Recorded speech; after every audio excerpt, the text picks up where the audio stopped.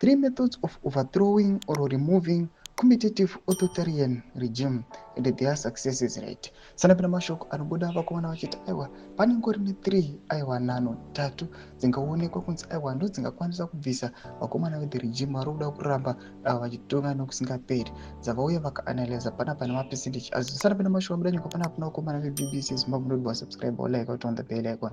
Vanobuda kunyora vachiti number 1 election route which is 3%, number 2 violent route which is 17%, then number 3 peaceful protest 80% success rate. Ndo mashoko anobuda vachitaura panapa. Vanobva vaendera mberi panapa tomhanya toenda pane percentage hombe yakanzi peaceful protest yakanzi 80%. Vanobuda nyora chiti peaceful protest, this one is the most easiest one.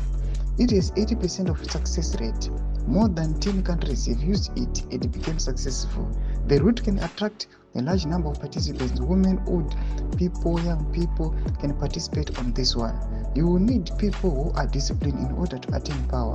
The number of lives that can be lost is very small, and it can take you a period about 6 months or less. No one can be charged on this one because it is constitutional.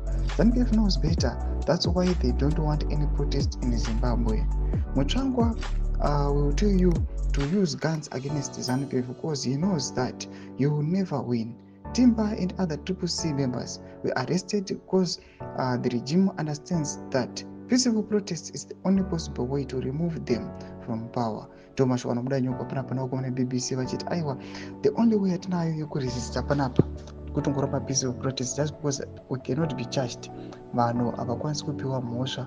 Muchiona vakomana vethe regime vachizama nepanogona napo kumisa maprotest nyaya dzekuti vanozwa chokwadi. Vakomana mutsvangu vanenge vachikuziva kuti konzerese violence kana kuita zvakati, ndovanozwa kuti mukangodaro chete vakomana munobva mabatiwa. Mashoko anobuda nyuko panapa nakomana BBC. Tudze mafungiro enyu muri kudii pamusoro pechiitiko ichi. Nyapo mesection medu dzemafungiro enyu musaona subscribe or like, turn on the bell icon.